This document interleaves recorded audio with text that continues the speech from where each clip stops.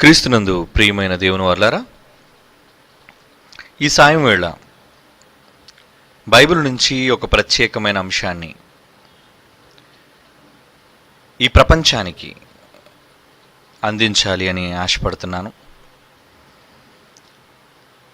మరి అంశం చాలా అవసరమైనది. ఇది మీకు భవిష్యత్తులో మీ పిల్లలకు కూడా ఈ టాపిక్ అనేది అత్యంత కీలకమైనదని నేను చెప్పాలి. ఎందుకంటే ఈరోజు బైబిల్ మరియు భారతదేశం ఈ రెంటిని మనం చూడగలిగితే దీనిపైన ఒక వేర్పాటు భావం భారతీయులకు కనబడుతుంది. బైబిల్ అనగానే ఒక మత గ్రంథంగా పరిగణించి ఇందులో మతస్థులకు సంబంధించిన మాటలే కానీ ప్రగతికి సంబంధించినవి ఏవీ లేవు అని భావించే ప్రపంచ మానవాళితో పాటు భారతవాసులు కూడా తెలుసుకోవాలి. ప్రియులరా, భారతదేశం అనగా విభిన్న మతాల సమ్మేళనం. ఎన్నో వేల సంవత్సరాల నాగరికత గల దేశం. ఈరోజు మనమున్న ఈ భూభాగం అది భారతదేశం అన్నారు దానిని. ఈ భారతదేశం ప్రపంచంలోనే చరిత్ర కలిగిన దేశం. అటువంటి భారత జాతిలో భారత గడ్డపై జన్మించిన క్రైస్తవులమైన భారతీయులు మనమంతా. ఈరోజు ఈ భూభాగం మీద నివసిస్తున్న ప్రతి భారతీయుడు ఈ దేశాన్ని స్వతంత్రించుకునే హక్కు మరి భారత రాజ్యాంగం ద్వారా మనకి కల్పించబడింది. ప్రియులారా, కానీ కొందరు మతోన్మాదులు, ఛాందసవాదులు బైబిల్లోని సత్యాలను గ్రహించలేక మనకు ముందరి తరాలలో ఉన్నవారు బైబిల్ని సరైన విధానంలో సరైన కోణంలో చూపించకపోవటం వలన కేవలం బైబిల్ని ఒక మతపరమైన కోణంలో చూచి ఇది ఒక ఆధ్యాత్మిక గ్రంథమే తప్ప నేడు నివసిస్తున్న మానవాళికి దీనివలన ఎటువంటి ప్రయోజనాలు లేవు అని అనుకొని ఇది గుడుల్లో మాత్రమే బోధించుకోవలసినది, ఇది క్రైస్తవులు మాత్రమే చదవవలసినది అన్న ఒక తప్పుడు కోణం వైపు భారతదేశంతో పాటు ప్రపంచ ప్రజలు వెళ్ళిపోయారు. ప్రియులారా, బైబిల్ అన్నది ఒక్క క్రైస్తవులకే అనుకుంటే పొరపాటు. నేను ఇప్పుడు ఒక క్రైస్తవునిగా కాదు, ఒక భారతీయునిగా మాట్లాడుతున్నాను. ఎందుకంటే నేను పుట్టింది ఈ భారత గడ్డపైన. నేను నమ్మిన పవిత్ర గ్రంథమైన బైబిల్ నా విశ్వాసాన్ని నేను పెంపొందించుకోవడానికి, నేను నా ఆధ్యాత్మిక జీవితాన్ని రాబోయే కాలంలో నా బ్రతుకు అనంతరం మరి సఫలం చేసుకోవడానికి నేను దాన్ని చదువుతున్నాను. అయితే చదవబడుతున్న ఈ గ్రంథం కేవలం క్రైస్తవులకు మాత్రమే పరిమితము అని అనుకుంటున్న ఈ మానవాళికి అనంత జ్ఞాని అయిన దేవుడు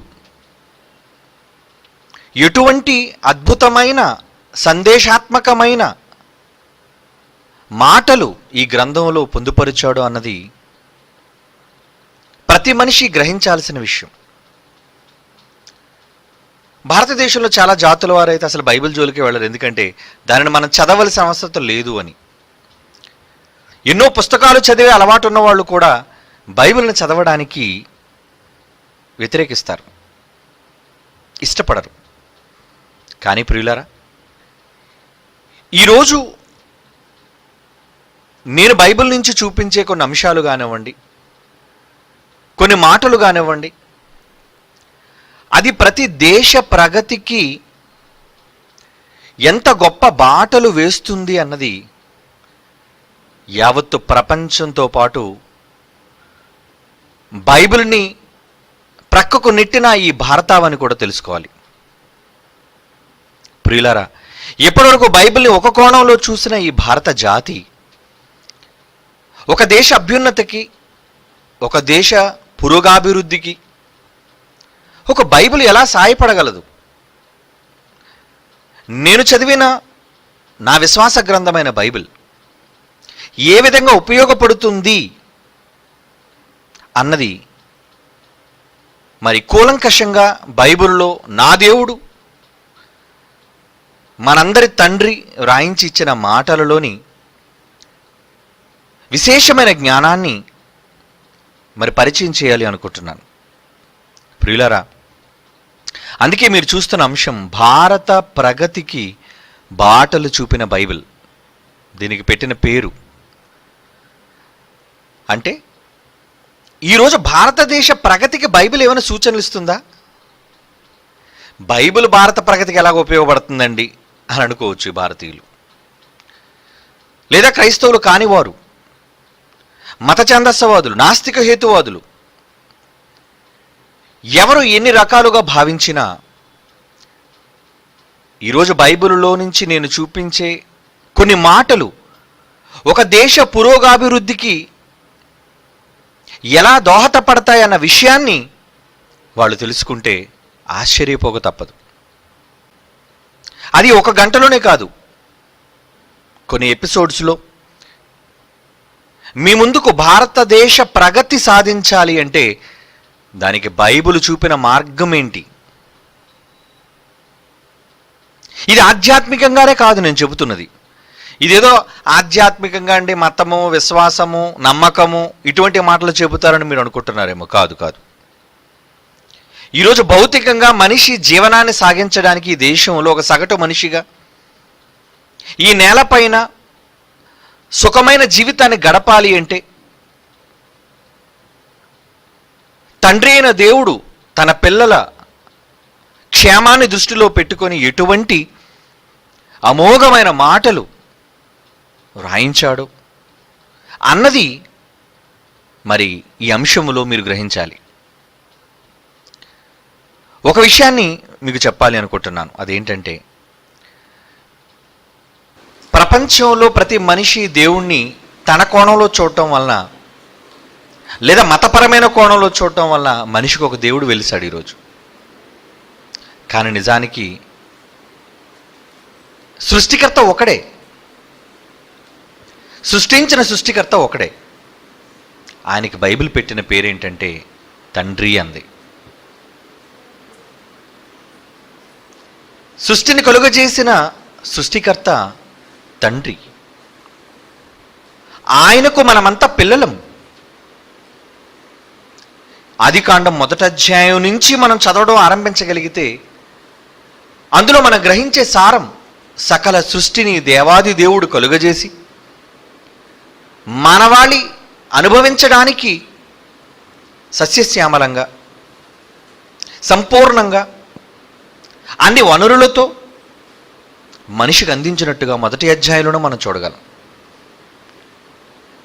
కనుక ఒక తండ్రి స్థానంలో దేవుడు ఉండి సకల కోటి మానవాళికి, ఒక క్రైస్తవులకే కాదండి, దేవుడు ఇప్పుడు పక్షపాతి కాడు. చాలామంది అనుకుంటున్నారు దేవుడు పక్షపాతి అని. మనిషికున్నట్టుగానే ఒకవేళ దేవుడికే పక్షపాతం అంటూ ఉంటే నిజానికి ఎప్పుడో తన వర్గాన్ని దేవుడు కాపాడుకునేవాడు. దానికి ఒక ప్రత్యక్ష ఉదాహరణ మీకు చెప్పమంటారా?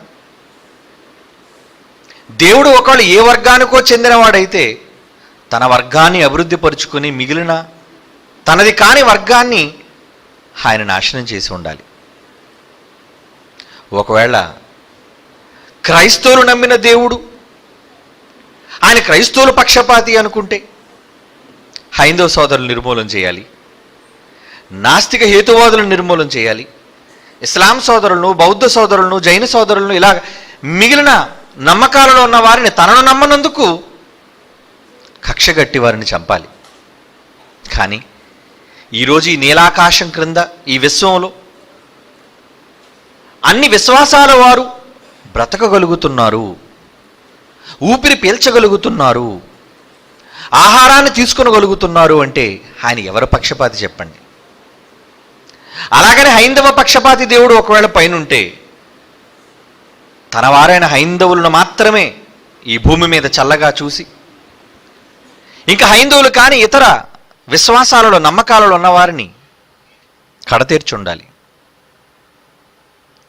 ఒకవేళ ఇస్లాం చెందిన దేవుడే ఒకవేళ పైనుంటే తన వర్గాన్ని, ఇస్లాం సంబంధులను మాత్రమే ఆయన అభివృద్ధిలోనికి తీసుకుని వచ్చి తనను నమ్మనందుకు మిగిలిన వారందరినీ కూడా నాశనం చేసి ఉండాలి. కానీ జరిగిందలా? లేదే. అందరూ వేరు నమ్మకాలలో ఉన్న వారందరూ ఆనందంగా జీవనాన్ని చేయగలుగుతున్నారు అంటే ఆయన ఎవరి పక్షపాతి చెప్పండి?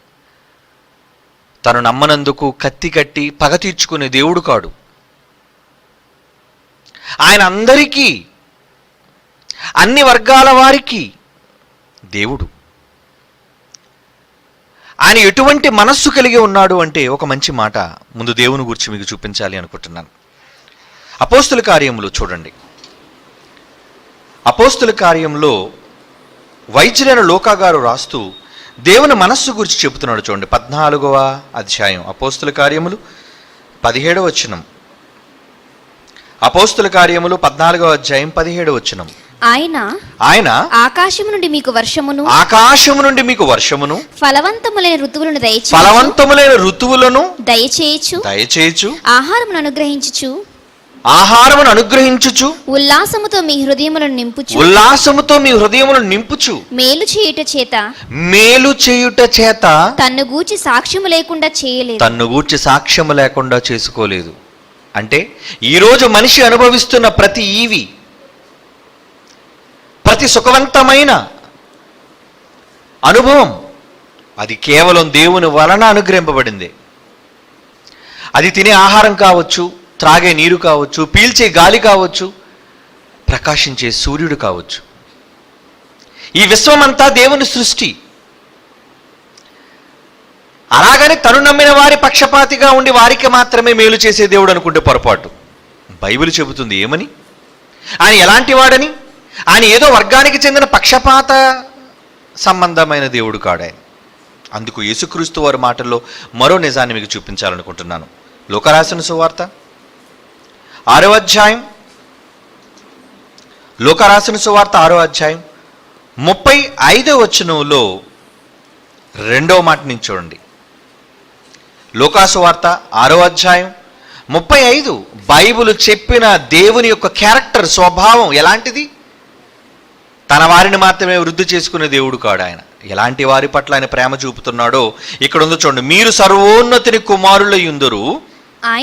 ఆ సర్వోన్నతుడైన దేవుడు కృతజ్ఞత లేని వారి ఎడలను దుష్టుల ఎడలను ఉపకారి అయి ఉన్నాడు. కాబట్టి మీ తండ్రి కనికరము గలవాడై ఉన్నట్టు మీరును కనికరము గలవారయుండుడి. అంటే ఆ దేవాది దేవునికి ఏముంది? కనికరం.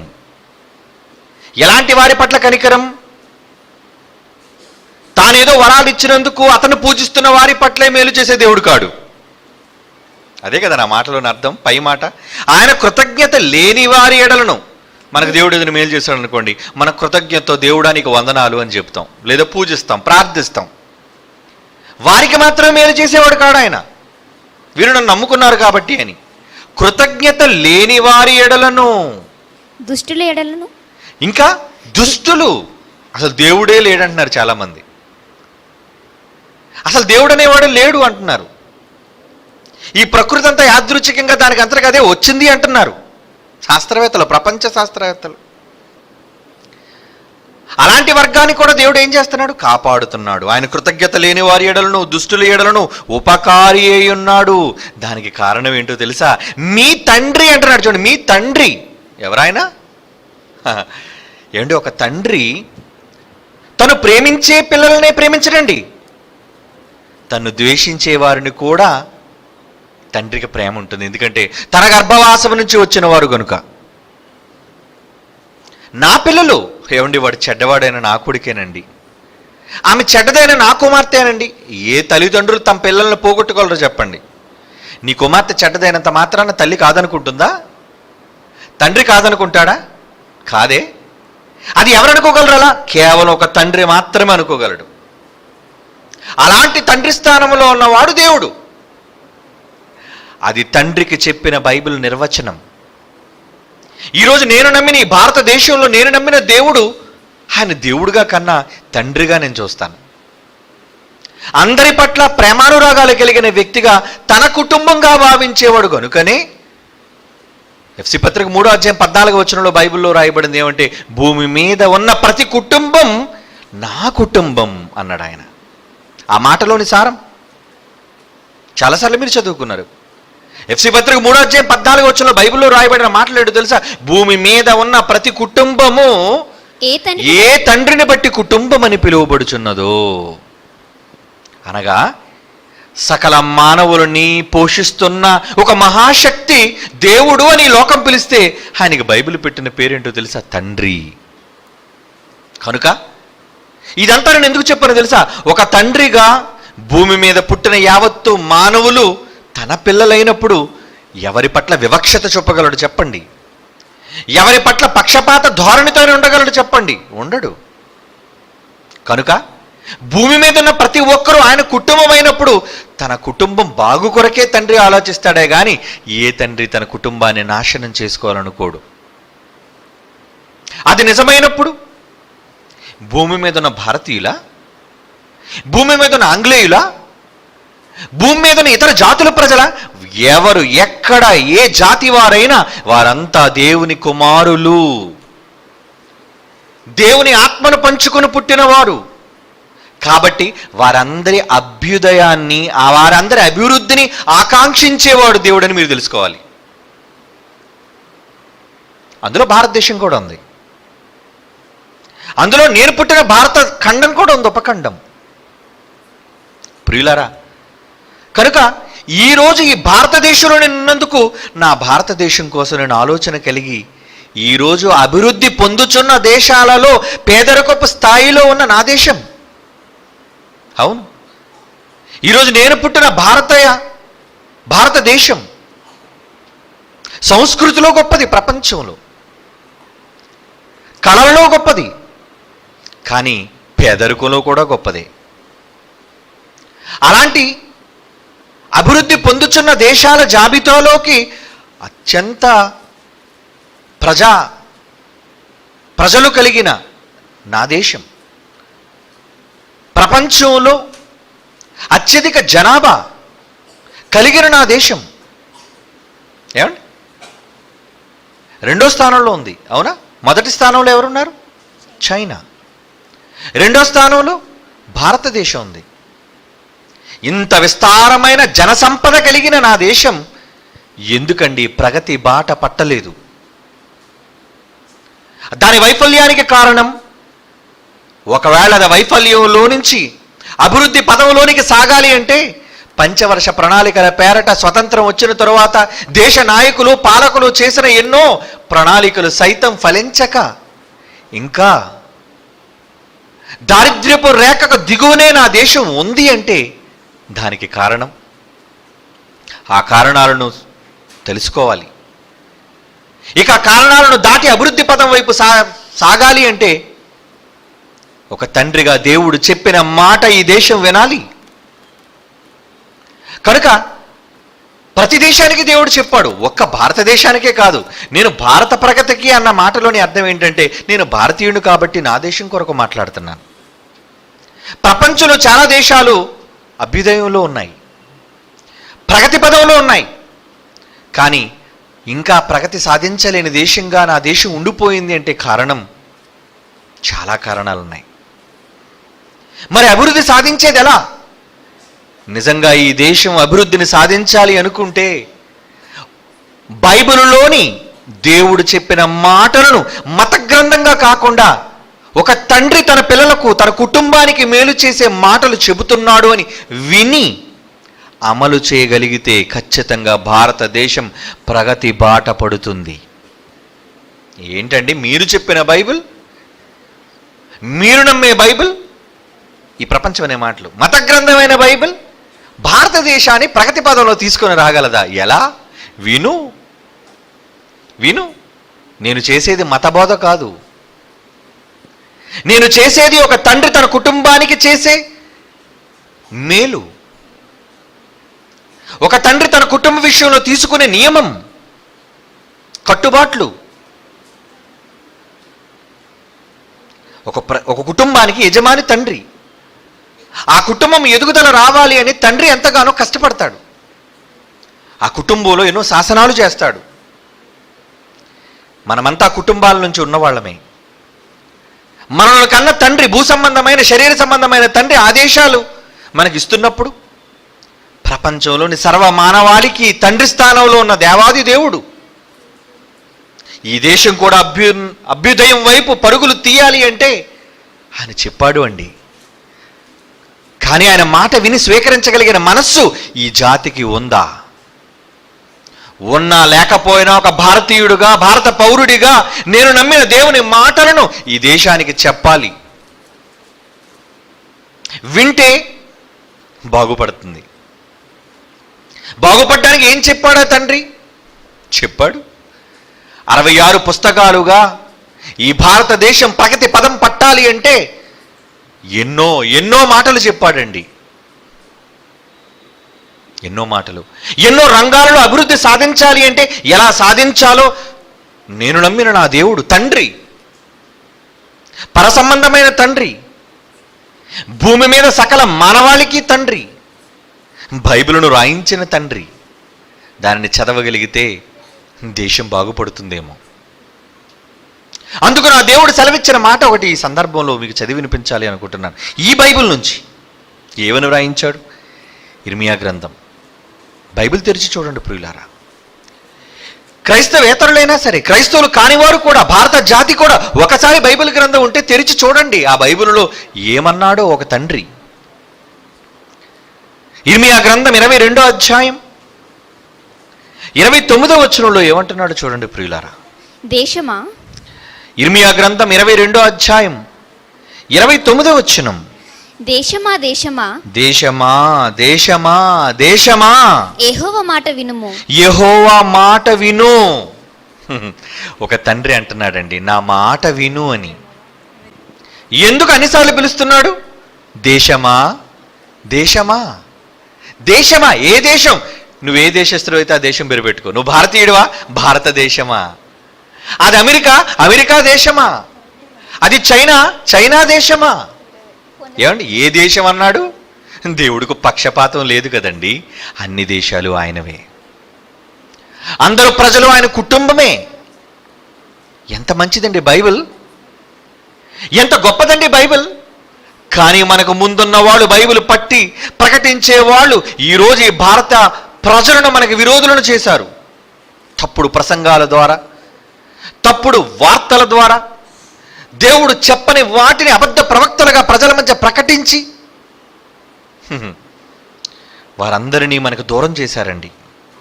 నిజానికి వారంతా మనవారు, మన ప్రియులు, వాళ్ళంతా మన సోదరులండి. భారతీయులందరూ నా సోదర సోదరీమణులను ప్రతిజ్ఞ చేస్తున్నారే, అవును నిజం.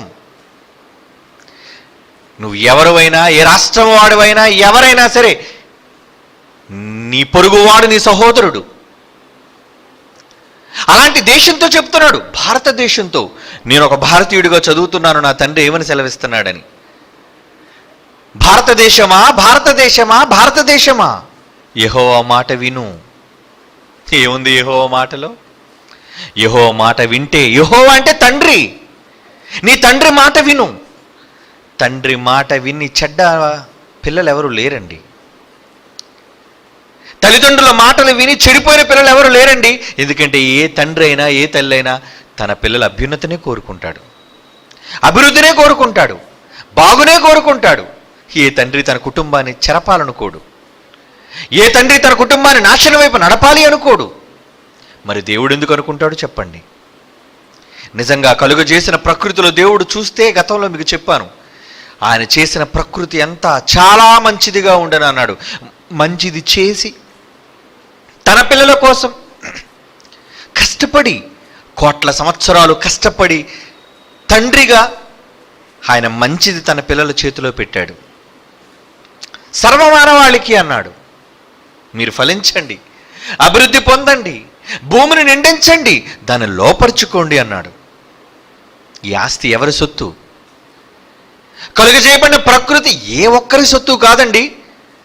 మనిషిగా భూమి మీద పుట్టిన ప్రతి ఒక్కరికి ప్రపంచంలోని ప్రతి వనరుల పైన హక్కు ఉంది. ఎందుకంటే నేను అదే తండ్రికి పుట్టాను. ఈరోజు నీ చట్ట ప్రకారంగా ఒక తండ్రి సంపాదన అతని గర్భాన పుట్టిన స్త్రీలకు కానీ పురుషులకు కానీ అందరికీ సమానంగా పంచాలి అన్నది నీ చట్టం అనుకున్నప్పుడు, ఏమండి, ఈరోజు స్త్రీకి కూడా అండి, మన భారతదేశంలో స్త్రీకి కూడా సమాన హక్కు తండ్రి సంపాదనలో. అవును, నిజమే, మంచిది. అలాంటప్పుడు పరలోకపు తండ్రి చేసి సృష్టించి మనకిచ్చిన ఈ సంపద ఏ ఒక్కరి సొత్తు చెప్పండి? అందరిది, సర్వమానవాళిది.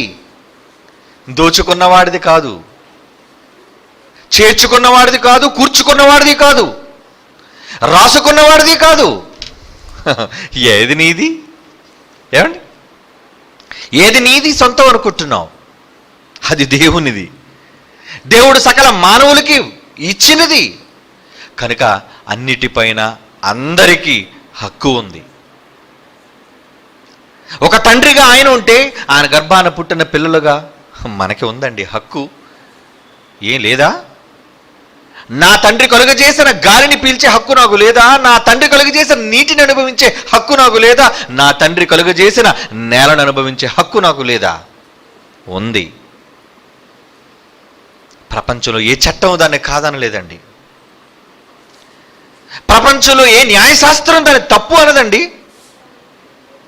అదండి ఒక తండ్రి మనస్సు, ఒక కుమారుని హక్కు అందరికీ పంచాలి అన్నది తండ్రి మనస్సు అయితే, అందరూ అనుభవించాలి అన్నది ఒక కుమారుని మనస్సు కావాలి. ఇది నాకే ఉండాలి అనుకునేవాడు స్వార్థపరుడు.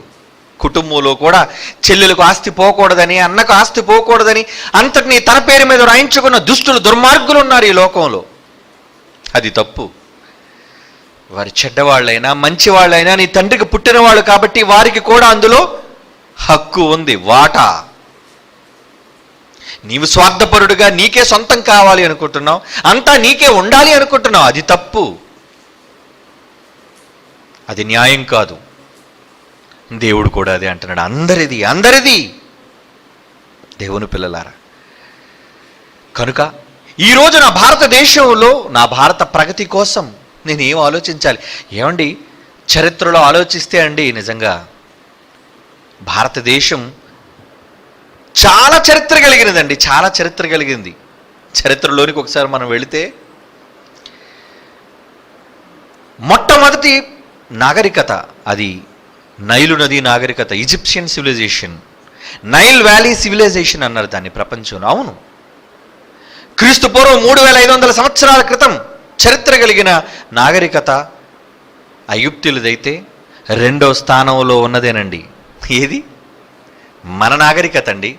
అదే ఇండస్ వ్యాలీ సివిలైజేషన్ అన్నారు. అంటే సింధు నది నాగరికత మన భారత నాగరికత. ఎప్పుడో తెలుసా? క్రీస్తు పూర్వం 2500 సంవత్సరాల క్రితం నుంచి సింధు నది పారివాహక ప్రాంతాల్లో మొహంజదారో, హరప్ప, అది మన దేశ నాగరికత అండి.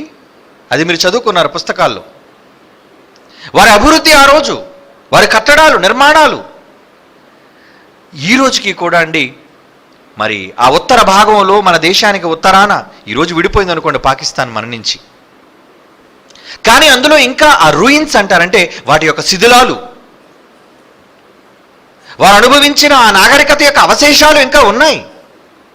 మొహంజదారో, హరప్ప అన్నారు దాన్ని.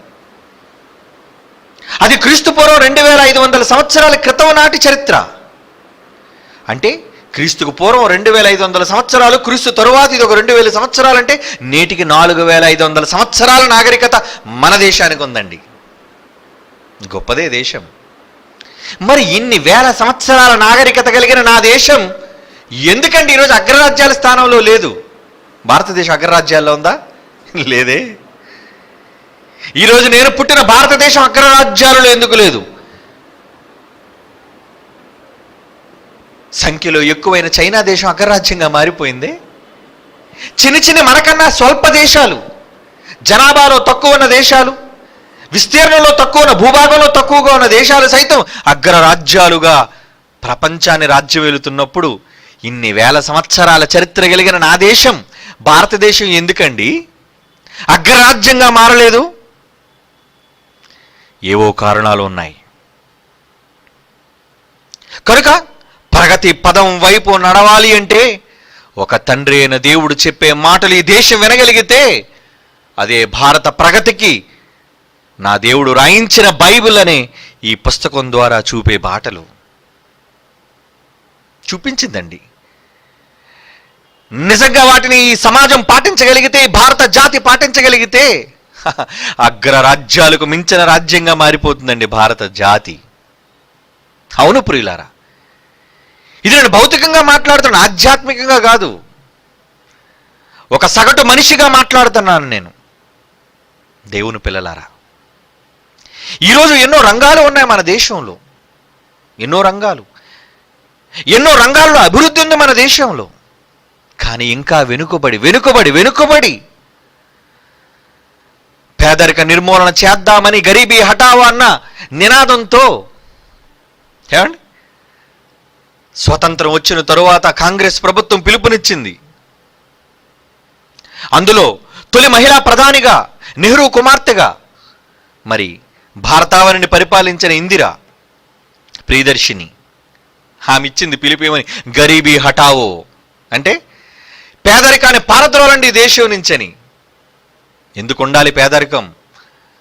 స్వతంత్ర స్వేచ్ఛా వాయువులు పీల్చుకున్న మనం పేదరికంలో ఉండకూడదు అని అధికారములోకి జవహర్లాల్ నెహ్రూ అనంతరం ప్రధానమంత్రిగా వచ్చిన ఆమె మాటను నమ్మి కోట్ల మంది భారతీయులు అత్యధిక మెజారిటీతో కాంగ్రెస్ను గెలిపించారు. అలా గెలిపించిన అనతి కాలంలోనే ఈ దేశంలో ఎమర్జెన్సీ ప్రవేశించిందండి. దేశ చరిత్రలో మన భారత జాతిలో స్వతంత్రం వచ్చిన తరువాత 1947 ఆగస్టు 15 స్వతంత్రం వచ్చిన తరువాత సంభవించిన పరిస్థితులను మనం చూడగలిగితే ఎప్పుడూ లేని ఎమర్జెన్సీ. నేను ఎమర్జెన్సీలోనే పుట్టానండి. 1975లో నేను పుట్టేటప్పటికి ఈ దేశంలో ఎమర్జెన్సీ అంటే ఏంటి? పత్రికలు పనిచేయడానికి వీల్లేదు, ప్రభుత్వాలు పనిచేయడానికి వీల్లేదు, రాష్ట్ర ప్రభుత్వాలు పనిచేయడానికి వీల్లేదు, అంతా ఒకే హయాంలో ఉండాలి. అది కాంగ్రెస్ పాలన. అన్నీ కూడా కాంగ్రెస్ అధికారం. ప్రజలను ఊచకోత కోసిందండి ఆ రోజు. ఆకలి చావులతో లక్షల మంది చచ్చిపోయారండి. గరీబీ హఠావో అని పిలుపునిచ్చిన ఇందిరా ప్రియదర్శిని ఆ తరువాత నియంతృత్వ ధోరణి వచ్చేసింది. కుమారుడు సంజయ్ తెలుసు కదా మీకు, రాజీవ్ పెద్దవాడైతే చిన్నవాడు సంజయ్. కొంతమంది క్రూరుల పాలన చేత ఈ దేశానికి ఎమర్జెన్సీ ప్రకటించారు. అంతా నియంతృత్వ పాలన, నియంత పాలనలాగా మారిపోయింది. గరీబీ హఠావో కాదు కదా, పేదలైన వారు విస్తరించిపోరండి ఈ దేశంలో. అప్పటి వరకు బ్రిటిష్ వాళ్ళు ఉక్కుపాదాల కింద నలిగిపోయింది అని చరిత్ర చెప్పుకున్నామే. బూటుకాళ్ళతో తన్నారని, లాఠీలతో నడాలు విరగ్గొట్టారని, మాకు స్వతంత్రం వస్తే మా దేశాన్ని మేమే పరిపాలించుకుంటామని చెప్పిన భారత జాతి తీరా వాళ్ళు స్వతంత్రాన్ని ఇచ్చిన తరువాత ఇచ్చి విడిచిపెట్టి వెళ్ళిపోయారండి. ఎవరు? బ్రిటిష్ వాళ్ళు. లార్డ్ మౌంట్ బ్యాటన్ మీకు తెలుసు, అతని కాలంలోనే స్వతంత్రాన్ని ప్రకటించారు మన దేశానికి. ఏమండి, వచ్చిన తరువాత ఈ దేశం ప్రగతి పదం వైపు వెళ్ళిందా?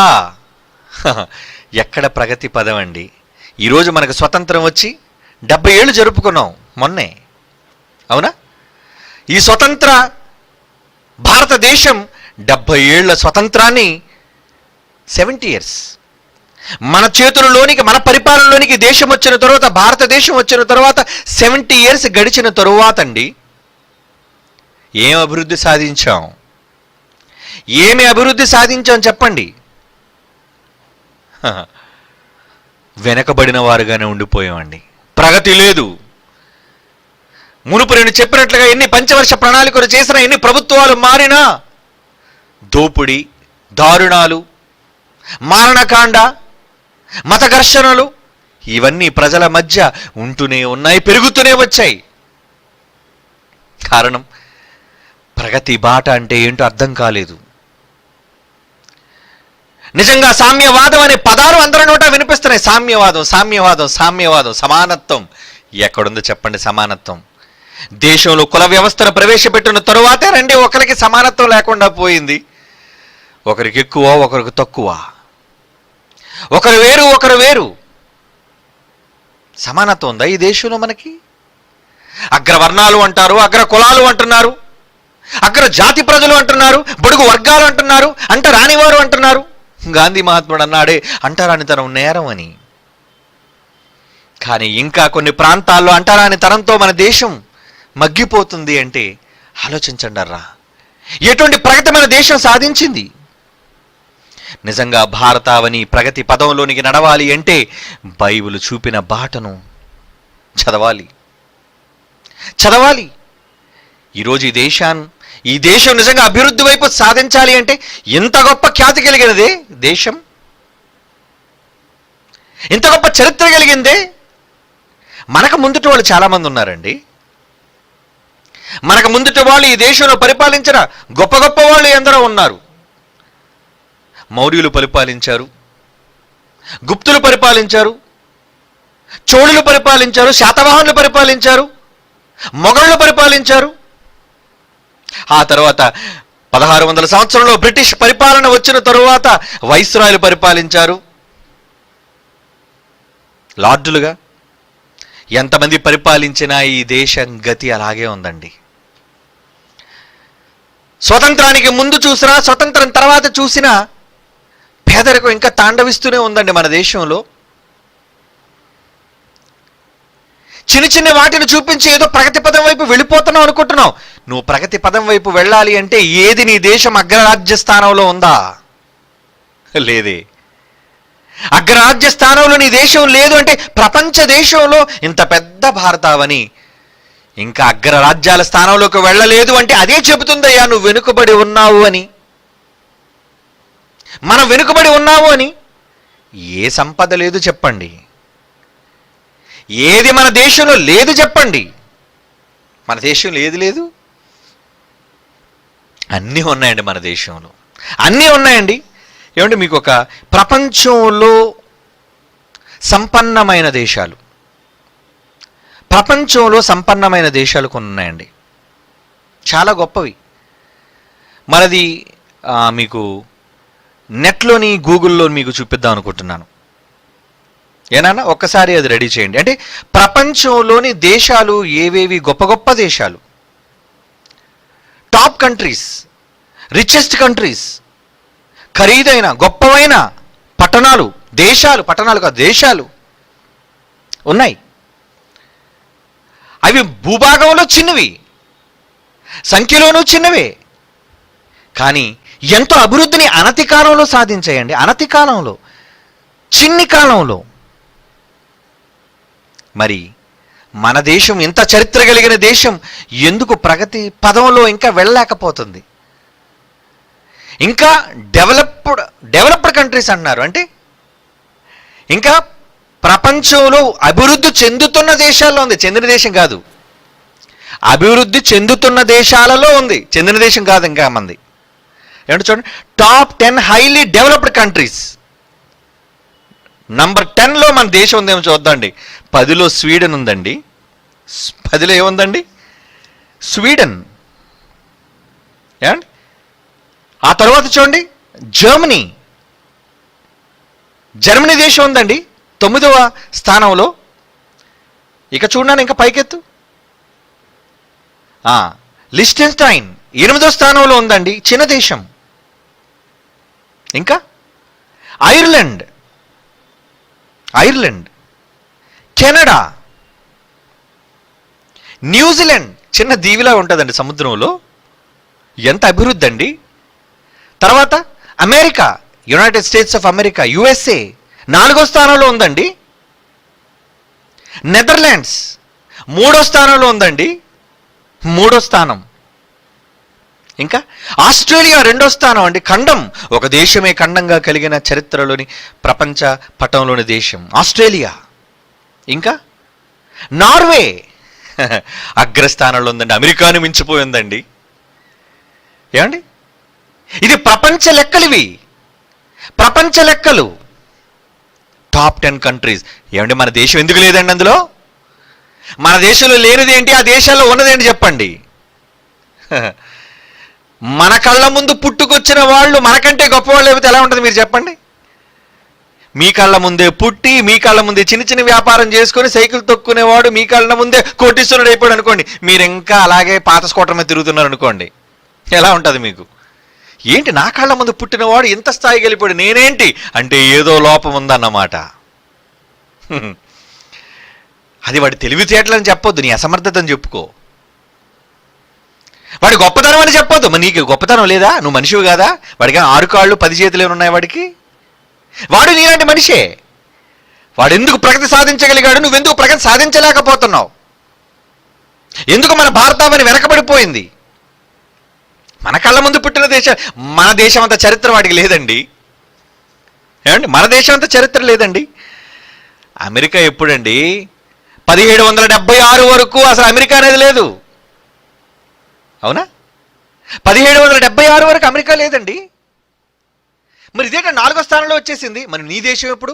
ఆఫ్టర్ ఆల్ క్రీస్తు శకం 1700 ఇయర్స్, 17వ శతాబ్దంలో అమెరికా ఉంది. మరి నీ దేశం అంటే ఇప్పుడు 17వ శతాబ్దం అనుకోండి, పోనీ 1700 అనుకోండి.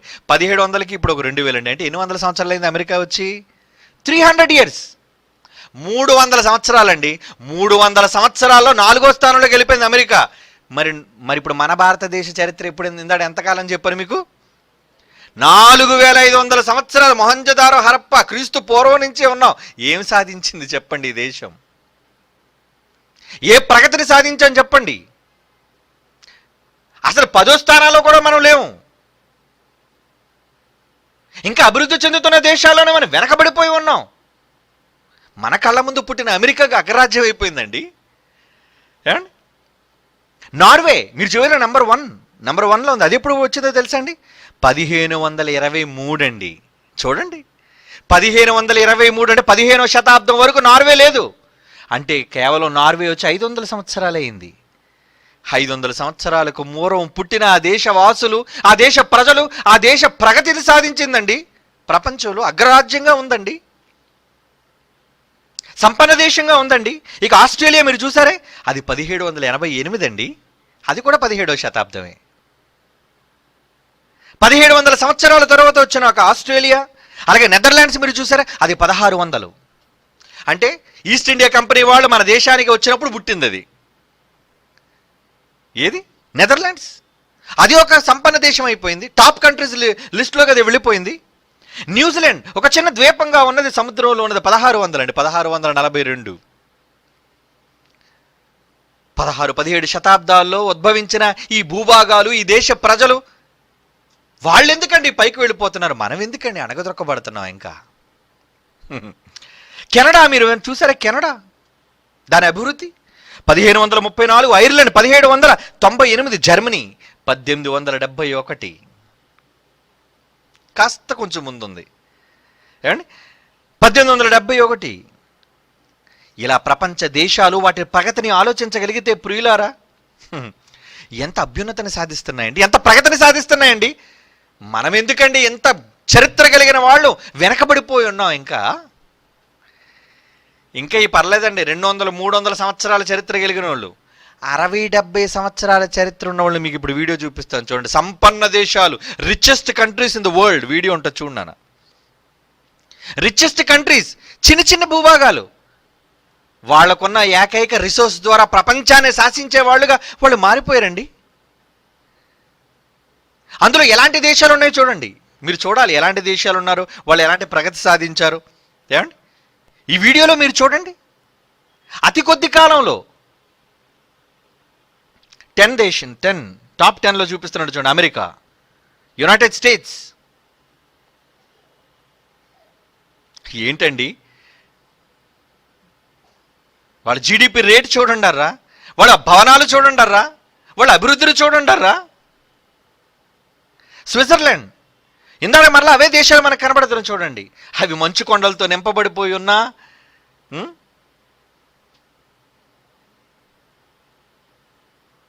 ఐరోపా ఖండానికి చెందిందండి. ఐరోపా ఖండం. కొంచెం సౌండ్ పెట్టగలిగితే చూడనా.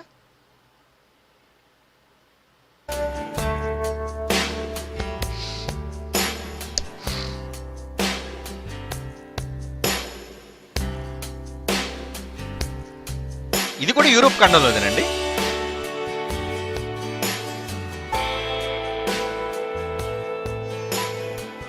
ఇది చూడండి, యునైటెడ్ అరబ్ ఎమిరేట్స్, యుఏఈ అన్నారు. వాళ్ళ భవనాలు చూడండారా, వాళ్ళ పట్టణాలు చూడండారా.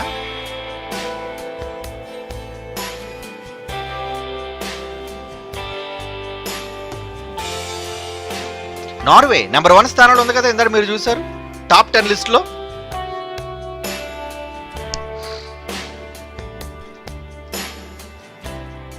ఐరోపా ఖండానికి చెందినది.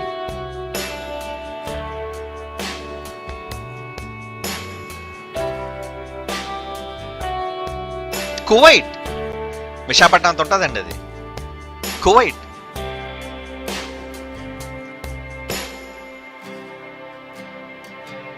ఆసియా ఖండంలోదేనండి, మనం ఉన్న ఆసియా ఖండంలోదేనండి.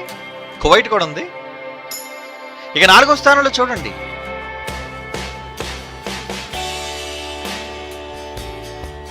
బ్రూనై. ఇది కూడా మన ఆసియా ఖండంలో ఉన్నదండి. ఆ పట్టణాలు చూడండి, వాటి నిర్మాణాలు చూడండి, వాటి అందాలు చూడండి.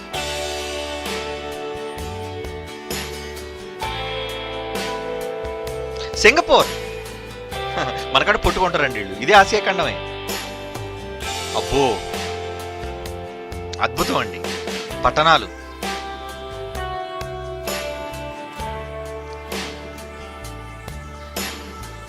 ఇక 2వ స్థానంలో ఉన్నది లక్సెంబర్గ్. పట్టణాలు చూడండారా. ఏంటంటే మన ఇండియాలో కనబడుతున్నాండి, మన ఇండియాలో చూడగలుగుతున్నావా? ఆలోచించండి అర్రా. నెంబర్ 1 స్థానంలో ఉంది ఖతార్. గొప్ప దేశం అండి. ఏంటి అమెరికా కిందకి వెళ్ళిపోయింది చూసారా. ఖతార్ వాళ్ళ పూర్వ చరిత్ర తెలిసే చూసారా. వాళ్ళ కట్టడాలు సముద్రంలోకి వెళ్ళిపోయారు భూభాగం లేక. వాళ్ళ నిర్మాణాలు చూడగలిగితే, భూమి మీద వాళ్ళు విస్తరించడానికి భూభాగాలు లేక ఇసుక నేల కదా అదంతా. నిజంగా మీరు గల్ఫ్ దేశాలు వెళితేనారా, ఎంత అందంగా ఉంటాయంటే ఆ పట్టణాలు. వాళ్ళు ఎక్కడెక్కడి నుంచో, పాకిస్తాన్ నుంచి, బంగ్లాదేశ్ నుంచి మట్టి రప్పించుకొని, ఆ ఇసుక నేల మీద పొరలను వేయించుకొని, వాటి మీద మట్టిని పెట్టి, మంచి మనం తెప్పించిన మట్టి, ఆ మట్టి మీద పచ్చదనాన్ని పెట్టి, మొక్కలు పెట్టి, ఏమండి విస్తరించడానికి చోటు లేక చివరికి సముద్రంలోకి వెళ్ళి కట్టుకుంటున్నారండి. మనకి కావలసినంత భూభాగం. ఎంత పెద్ద భూభాగం అండి మన భారతావని. కావలసినంత నేల ఉంది మనకి, కానీ పేదవాడికి ఉండడానికి ఇల్లు లేదు. గుడిసేసుకొని ఉంటున్నాం మనం. గుడిసే గుడిసె కూడా లేకుండా చాలామంది టెంట్. ఇంకా గుడిసైనా పర్లేదు, కాస్త గాలి వేసినా నిలబడతారు గాలివానికి. టెంట్లో ఉన్నోళ్ళ పరిస్థితి ఏంటి చెప్పండి ప్రియులారా. ఎవరైనా ఆలోచించగలుగుతున్నారా వాళ్ళ కోసం? ఈరోజు ప్రగతి బాటల వైపు దేశాన్ని నడిపించాలి అన్న గొప్ప గొప్ప ఆలోచనలతో, దేశ అభివృద్ధి కోసం బల్లగుద్ది ప్రసంగాలు చేసే నాయకులు కానివ్వండి, దేశ పురోగరాభివృద్ధిని కాంక్షించే ప్రభుత్వాలు కానివ్వండి, ఎవరండి పేదవాడికి అన్నం పెట్టగలుగుతున్నారు? ఎవరండి ఈ దేశాన్ని ప్రగతి పదం వైపు నడిపించగలుగుతున్నారు? స్వార్థం, అంతా నాకే ఉండాలని దోపిడీ విధానం ఈ దేశంలో. మిగతా దేశాల్లో లేదని కాదని, ఉన్నా వాళ్ళు అభివృద్ధిని సాధించారు, కానీ ఈ దేశంలో ఉన్నంత లేదు. వాళ్ళకు వచ్చిన రాబడిలో ఎక్కువ స్థానం వాళ్ళు ప్రజలకే పంచుతున్నారా, ప్రజలకే ఇస్తున్నారా. మన దేశంలో ట్యాక్స్ ఉందర్రా. అసలు ట్యాక్స్ లేని దేశాలు ఉన్నాయి, మీకు తెలుసా? మనం కానీ ఏమైనా సంపాదించుకున్నాం అనుకోండి, మనకి ఇన్కమ్ ట్యాక్స్ అంటాడు. మనకి ఇన్కమ్ ట్యాక్స్. రే నువ్వు ఎంత సంపాదిస్తున్నావు కాబట్టి నాకు కట్టేయి. నేను కష్టపడి సంపాదించుకుంటే నీకెందుకు కట్టాలి? కట్టు. పోనీ కడతాను, నా దేశాన్ని అభివృద్ధి చేస్తాను. చేస్తామని చెప్పి ఆ స్విట్జర్లాండ్ తీసుకెళ్ళిపోయారండి మన డబ్బు అంతా. తెలుసు కదా. ఇప్పుడు ఖాళీ అయిపోయాను, అక్కడ కూడా అకౌంట్లు ఏమీ లేవు. ఎప్పుడైతే భారతీయ జనతా పార్టీ ప్రకటించిందో అప్పుడే దొంగలందరూ కూడా అమ్మ బాబాయ్ స్విట్జర్లాండ్లో మన అకౌంట్లన్నీ కూడా మొత్తం సీజ్ చేసినట్టు ఉన్నారు, లేదంటే ఎత్తుకెళ్ళిపోవచ్చు ఏ సమయాన్నైనా అని. మిగతా ప్రపంచ బ్యాంకులు ఉన్నాయి, ప్రపంచ దేశాల్లో ఇంకా చాలా బ్యాంకులు ఉన్నాయి. ఆ బ్యాంకులో మనీ ట్రాన్స్ఫర్ చేసుకున్నారండి. ఇప్పుడు ఏం పెట్టులతో తీసుకెళ్ళి పట్టవలసిన పని ఏం లేదు కదా, అంతా ఆన్లైన్. మొబైల్ పట్టుకుని టక్ టక్ టక్ టక్ అని కూడా ఫండ్ ట్రాన్స్ఫర్ అని కూడా తెలిపోయినట్టే, కోట్ల రూపాయలు. ఇటు అక్కడికి వెళ్ళవలసిన పని లేదు. దేవుని పిల్లలారా, ఆలోచించండి ఒక్కసారి. ఈరోజు ఈ భారతదేశంలో ఇంత గొప్ప సాంప్రదాయానికి, చరిత్రకు నిలయమైన నా భారతదేశం వెనుకబడ్డానికి కారణం చాలా ఉన్నాయి ఈ దేశంలో. నిజంగా ఈ దేశం ఆ దేశాలకు మించి ప్రగతి పదం వైపు వెళ్ళాలి అంటే ఒక తండ్రిగా బైబిల్ చెప్పే ప్రగతి బాటను నువ్వు వినాలి. విను. దేవుడు చెప్పాడు నీ దేశం ఎలాగ అభివృద్ధి పడాలో అన్నది. అందుకే అన్నాడు, దేశమా దేశమా దేశమా యెహోవా మాట విను. యెషయా గ్రంథం 34వ అధ్యాయం మొదటి వచనం చూడండి. ఏమంటున్నాడు? యెషయా గ్రంథం 34వ అధ్యాయం మొదటి వచనంలో ఏమంటున్నాడు చూడండి. రాష్ట్రములారా నా యొద్దకు వచ్చి వినుడి. ఒక తండ్రి పిలుస్తున్నాడండి. వెళ్ళడానికి ఏంటి నొప్పి నీకు? మీ నాన్న పిలిస్తే వెళ్ళడానికి ఏంటి నొప్పి? నీ నాన్న నీకు మంచి చేయడానికి రమ్మంటే నేను రాను. నువ్వు మత గ్రంథం, నువ్వు క్రైస్తవ దేవుడివి. క్రైస్తవ దేవుడు కాదయ్యా, నీ తండ్రి ఆయన. మీ అందరి మేలు కోరుకున్న ఒక నాన్న, ఒక కుటుంబానికి యజమాని. ఆ యజమాని పిలిచినప్పుడు నువ్వు వెళ్ళవా? వెళ్ళడానికి ఏంటి మాయరోగం నీకు? వెళ్ళడానికి ఏంటి నొప్పి?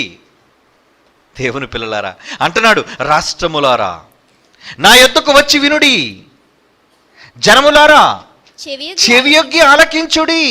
చెవియొగ్గి ఆలకించుడి. చెవియొగ్గి ఆలకించాలర్రా. నిజంగా దేవుడు చెప్పిన మాటలు ఈ మనిషి చెవియొగ్గి ఆలకించగలిగితే దేశం బాగుపడుతుందర్రా. దేశం నిజంగా బాగుపడుతుందర్రా. దేశం బాగుపడాలి అంటే ఎన్నో ఎన్నో ఎన్నో చెప్పాడండి దేవుడు. ఎన్నో సూత్రాలు చెప్పాడండి, ఎన్నో మెలకువలు చెప్పాడండి. ఆ మెలకువలు నువ్వు పాటించగలిగితే, ఆ మెలకువలు నువ్వు నేర్చుకుని వాటి ప్రకారంగా నీ దేశంలోని ప్రతి మనిషి వాటిని నిజంగా అవలంబించగలిగితే నీ దేశం కూడా బాగుపడుతుందయ్యా. నీ దేశం కూడా ప్రగతి బాటలోనికి వెళుతుందయ్యా.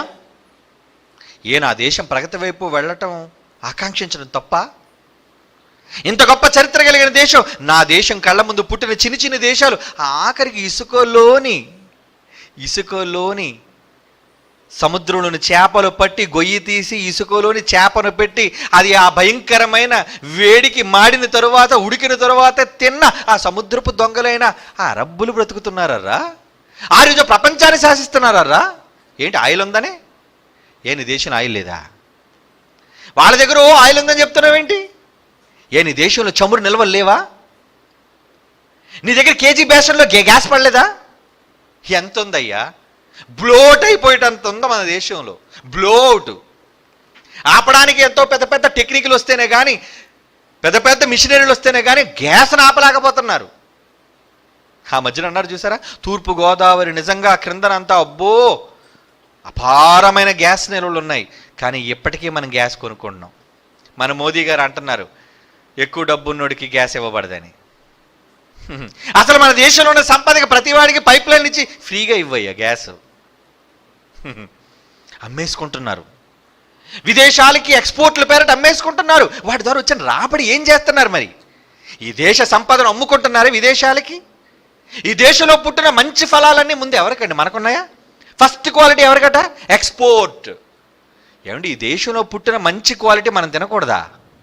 ఈ దేశ గడ్డపైన పుట్టిన మనం తినకూడదా? ఒక రైతు తినకూడదా? ఒక సామాన్యుడు అనుభవించకూడదా? అనుభవించాలి అంటే చాలా రేటు.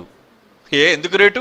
ఈ దేశంలో పుట్టి ఈ గడ్డ మీద మొలిచిన వాటిని విదేశాల్లో అమ్ముకుంటే ఎక్కువ డబ్బు వస్తుంది, అక్కడికి పట్టుకెళ్ళిపోతున్నావే.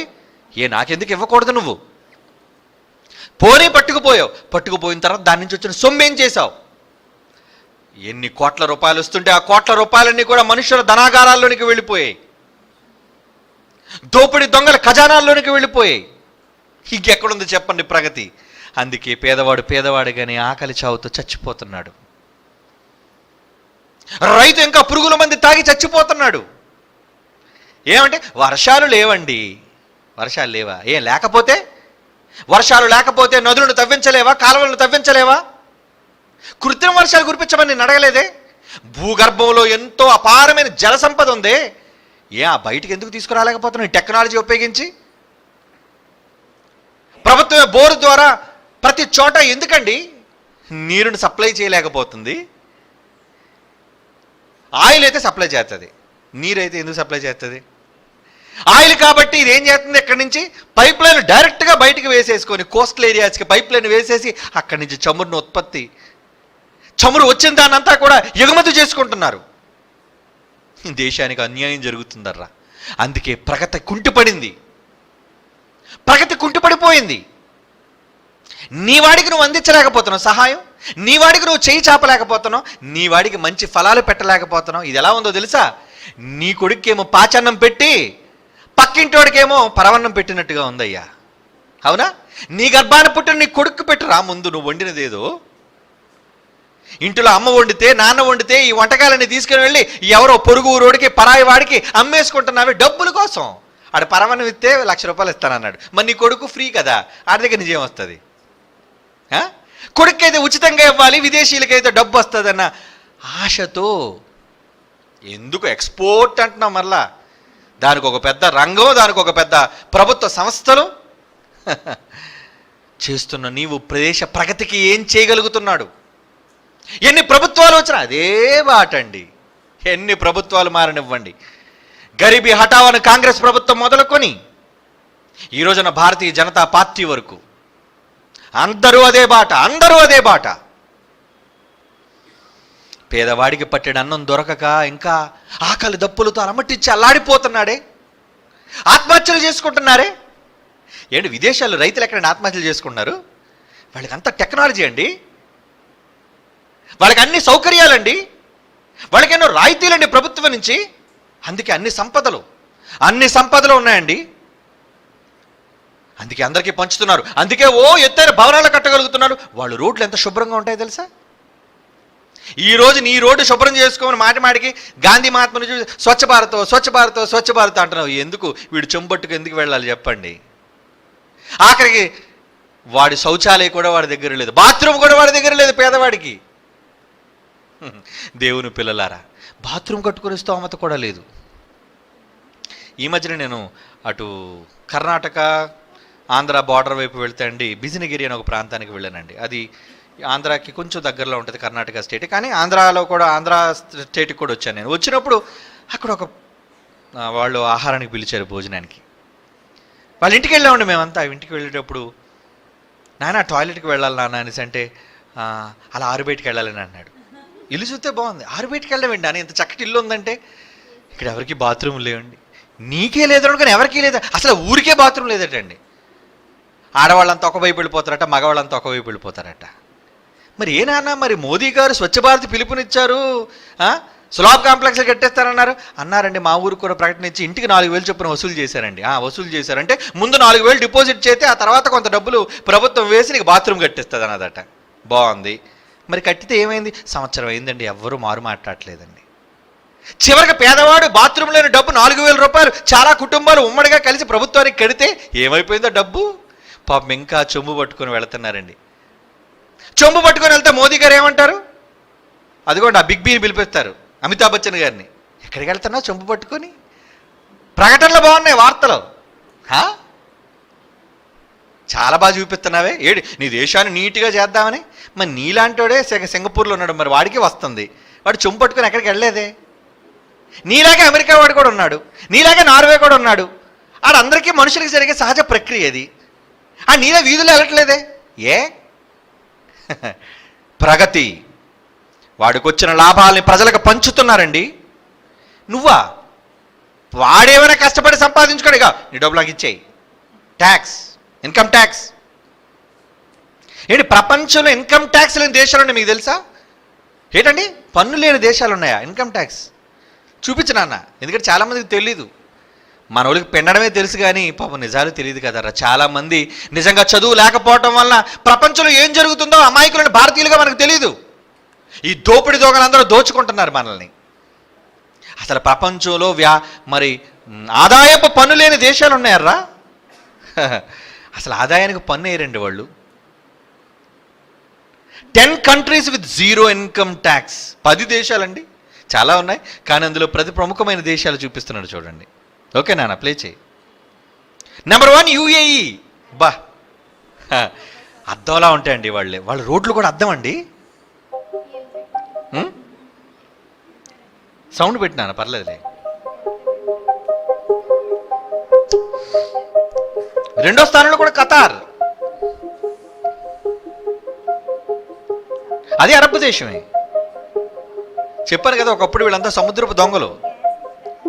అటుపై పోగా నావల్ని నౌకల్ని దాడి చేసి అందులో ఉన్న వాటిని ఆహార పదార్థాలు దోచుకునేవాళ్ళు. ఒమన్ వాళ్ళ దేశాల్లో ఆదాయానికి పన్ను లేదండి, వెయ్యరు. నువ్వు ఎంతనే సంపాదించుకో, అంత అభివృద్ధి వైపే. కువైట్, చూడండి రా భవనాలు.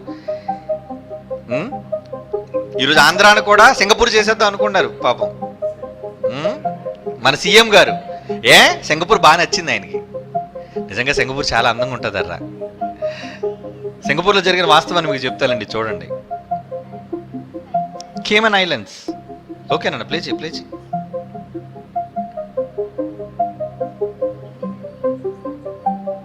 బెహ్రెన్ ఎంత అందంగా ఉన్నాయండి.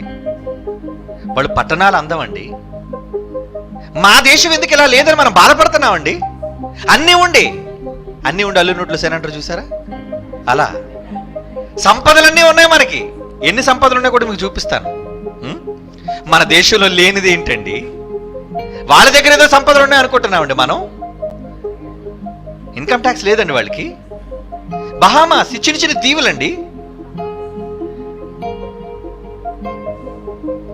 దేవుని పిల్లలారా, ప్రపంచంలో ఎన్నో దేశాలు అభ్యుదయం వైపు పరుగులీడి తన దేశంలో ఉన్న వాళ్ళందరికీ కూడా అన్నిటినీ సౌకర్యాలను అందిస్తున్నారే. అన్నీ కలిగిన మన దేశం ఎందుకండి వెనకబడిపోయింది? ఒక సౌదీ అరేబియా,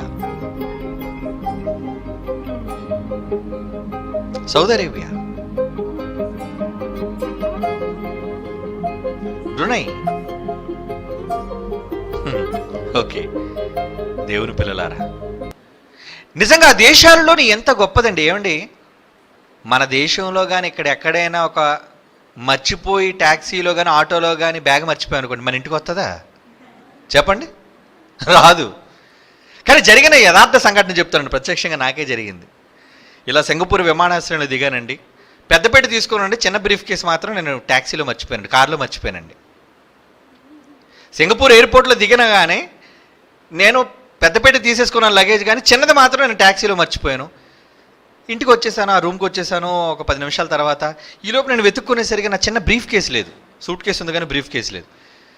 వెంటనే మన వాళ్ళతో చెప్పాను, పిల్లలతో, నాన్న ఏంటి నా బ్రీఫ్ కేసు కనబట్టలేదు అనేసి. అంటే ఏం పర్లేదని, మీరేం కంగారు పడకండి అని చెప్పి వెంటనే జస్ట్ ఒక 10 అడుగులు దూరంగా పక్కనే ఇంచుమించు ఒక 20-40 అంతస్తులు అంతా ఉంది. అందులో ఒక 25 అంతస్తులు ఉన్నాను. వెంటనే లిఫ్ట్లోంచి కిందకు వచ్చాను. మీకు కొంచెం వివరాలు చెప్పండి అని అంటే, ఆ ప్రక్కనే ఉందండి పోలీస్ స్టేషన్. వెంటనే పోలీసు వాళ్ళ దగ్గర ఎలా ఉంటుందండి, ఏంటి, ఎన్ని గంటలకు మీరు ఎయిర్పోర్ట్ నుంచి వచ్చారని అడిగాడు. టైమింగ్ అడిగాడు. టైం చెప్పాను నేను. ఎలా ఉంటుందండి బ్రీఫ్ కేసు? పలానా. ఓకే, జస్ట్ మీరు కూర్చోండి సార్ అన్నాడు, అంతే. వెంటనే లోనికి వెళ్ళాడండి, ఫోన్ చేశాడండి. మీరు నమ్మరండి, 15 నిమిషాల్లో నా బ్రీఫ్ కేసు నాకు వచ్చిందండి. Only 15 minutes. నేను అక్కడి నుంచి ఇక్కడ రావడానికి 10 నిమిషాలు పట్టింది. నేను అక్కడికి వెళ్ళి కూర్చున్న తర్వాత 15 నిమిషాల్లో ఒక ట్యాక్సీలో మర్చిపోయిన నా బ్రీఫ్ కేసు నా చేతికి వచ్చింది. అంటే ఒక సింగపూర్లో వచ్చింది. అంటే ఎందుకు వచ్చిందో తెలుసా అండి? మాత్రం కూడా చూసుకోలేం. ట్యాక్సీ వాడు దొంగోడు గాడు ఎత్తుకెళ్ళిపోవడానికి. వెనకాదలు మనం వదిలేస్తే ట్యాక్సీ డ్రైవర్ ఏం చేస్తాడండి? వెళ్ళిపోతాడండి దిగిపోయిన తర్వాత. ఏమండి, కానీ వెంటనే ఎయిర్పోర్ట్కి ఏ ట్యాక్సీల టైమింగ్ లెవెల్లో మొత్తం అంతా వీడియోలో చూశారండి. ఎన్ని గంటలకు మీరు దిగారు, ఎన్ని గంటలకి మీ కారు వచ్చింది, ఆ కారు నంబర్లు ఉంటాయి, ప్రతిదీ ఫీడ్ అవుతుంది టైమింగ్. ఏ నెంబర్ కలిగిన కారు ఎన్ని గంటలకు వచ్చింది అని. మీరు 2 గంటలకు వచ్చారు కదా, ఓకే. వెంటనే ఆ కార్కి ఫోన్ ఉంటుందండి. వెంటనే పోలీస్ స్టేషన్ నుంచి ఫోన్ వెళ్ళదు, ఇగో బాబు నీ కారులో మా వాళ్ళ బ్రీఫ్ కేసు ఉండిపోయింది. అంతేనండి, వెంటనే కార్ డ్రైవర్ తీసుకొచ్చి ఇచ్చేసారండి, వచ్చేసింది అది. అంటే అభివృద్ధి అంటే అంత నెట్వర్క్. అందుకేనండి ఆ దేశం నిజంగా ఎంత అందంగా ఉంటుంది అంటే అంత అందంగా, ఎంత శుభ్రంగా పరిశుభ్రంగా ఉంటుంది. ఇక్కడ మన సిగ్నల్ పడింది అనుకోండి, సిగ్నల్ పడిన దాటి వెళ్ళిపోతాం మనం. అక్కడ సిగ్నల్ పడిన తర్వాత ఎంత అర్ధరాత్రి 12 అయినండి, సిగ్నల్ అయినంత వరకు పచ్చ వెలిగినంత వరకు కదలడండి ఎవడను, దాటే వెళ్తా, అయిపోయిన తర్వాతే వెళ్తాడు. ఎందుకంటే కెమెరాలు ఎక్కడ పడితే అక్కడ కెమెరాలు, దాటి వెళ్ళిపోయినా నువ్వు స్కిప్ అయిపోయి వెళ్ళిపోయినా ఆ తర్వాత నేను ఫోటో తీస్తుంది, నువ్వు దాటావన్న సంగతి నీ ఇంటికి ఒక 5,000 బిల్లు వచ్చేస్తుంది. కనుక 5 నిమిషాల కోసం 5,000 ఎందుకు కట్టడం? అందుకే జాగ్రత్తగా పాటిస్తారు. కనుక అన్ని సందర్భాల్లో ఈరోజు ప్రపంచ దేశాలలో ఎన్నో దేశాలు అభివృద్ధి చెందడానికి గల కారణం చిన్ని పట్టణాలండి, చిన్ని పట్టణాలు. చివరికి పెద్ద పెద్ద దేశాలు, జనాభివృద్ధిలో కూడా పెద్దదైన దేశాలు, చైనా మీకు తెలుసు. మన ఇండియా వస్తువులు చైనాలోకి వెళ్ళా కానీ చైనా మార్కెట్ అంతా ఇండియాలోనే ఉంది. మీరు నమ్మరు, విదేశాల్లో కూడా చైనా మార్కెట్, విదేశాలంతా చైనా మార్కెటే. ఒక అమెరికాలో చైనా మార్కెట్ ఉంది, ఒక సింగపూర్లో చైనా మార్కెట్ ఉంది, మన బొంబాయిలో కూడా చైనా మార్కెట్ ఉంది, మన ఇంటి పక్కన కూడా చైనా మార్కెట్ ఉంటుంది, చైనా మాల్. అంటే వాళ్ళు ఎంత అభివృద్ధినండి, ఎంత ప్రగతిని సాధిస్తున్నారు. ఈరోజు అగ్రరాజ్యాలుగా మారిపోయి ప్రపంచ దేశాలని వణికించడానికి సైతం వాళ్ళు సిద్ధపడిపోయారంటే దేవుని పిల్లలారా ఆలోచించండి.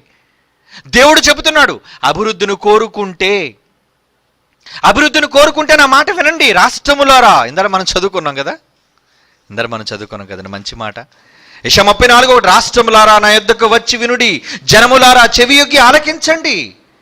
ఆలకిస్తే నీకు మంచి చేయబోతున్నాడు ఆయన, మంచిని చేయబోతున్నాడు దేవుడు. ఆ మంచిని నువ్వు వింటావా? ఆ మంచి నువ్వు వినాలి అనుకుంటున్నావా? ఈ దేశ నిజంగా ప్రగతి సాధించాలి అంటే అది వైద్య రంగంలోనా, విద్యా రంగంలోనా, పారిశ్రామిక రంగంలోనా, వ్యవసాయ రంగంలోనా, టెక్నాలజీ రంగంలోనా, ఏ రంగంలో నువ్వు కావాలనుకున్నావు అన్ని రంగాలను గూర్చి దేవుడు బైబిల్లో ఎలాంటి హెచ్చరికలు చేశాడో ఒక్కొక్క భాగంగా వచ్చేవారి నుంచి మాట్లాడుకుందాం. మనం నమ్మిన బైబిల్ చాలా గొప్పదర్రా. మనం దేవుడు రాయించిచ్చిన ఈ జ్ఞాన గ్రంథం అత్యంత ఉన్నతమైనదర్రా. తన పిల్లలను ప్రేమించి నిజంగా అభివృద్ధి సాధించాలి అంటే ఇదిగో నాయన నువ్వు ఇలా చేయి నువ్వు బాగుపడతావు అని దేవుడు తన బిడ్డలకు క్షుణ్ణంగా ప్రతిదీ చెప్పాడు.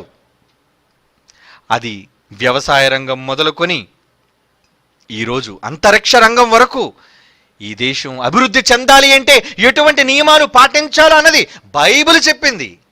బైబిల్ చెప్పిందా? ఎలా చెప్పింది? వచ్చేవారి నుంచి చూద్దాం. కళ్ళు మూసుకొని ప్రార్థన చేసుకుందాం. పరిశుద్ధుడు అయిన తండ్రి దేవా, ఈ లోకమంతా మీ సృష్టి నాయన. ఈ సృష్టిలో పుట్టిన మేము నీ పిల్లలుగా భూమి మీద బ్రతుకుచుండగా దుష్టుడైన అపవాది కొందరిని ఆవహించి మోసగించి దుష్టులుగా మార్చి అనేక మందికి నిత్యావసరాలు లేకుండా మీ కష్టార్జితం అందకుండా వాడు చేస్తున్నాడు. అందులో నేను పుట్టిన భారతదేశం కూడా ఒక పేద దేశంగా, గుర్తింపు లేని దేశంగా ఈరోజు ఉంటుండగా ప్రతి భారతీయుడు గర్వించేటట్టుగా, ప్రతి భారతీయుడు సకల వనరులు అనుభవించేటట్టుగా సకల సంపదలు ఈ నేల గర్భంలో మీరు పెట్టినా అది దోపిడీ దొంగల చేతిలో పడుతుంది నాయన. అట్టి వారి బారి నుంచి ఈ దేశాన్ని కాపాడుకోవడానికి మీరు సెలవిచ్చని మీ అమూల్యమైన మాటలు మేము ఈ దేశ నివాసులు విని బైబిల్ నిజంగా ఎంత గొప్ప గ్రంథమాని గ్రహించగలుగుటకు ఒక అవకాశాన్ని నా భారత జాతికి ప్రసాదించవలసిందిగా ప్రార్థిస్తూ క్రీస్తు యేసు వారి అమూల్యమైన నామములో ఈ ప్రార్థన మీకు సమర్పించుచున్నాము తండ్రి.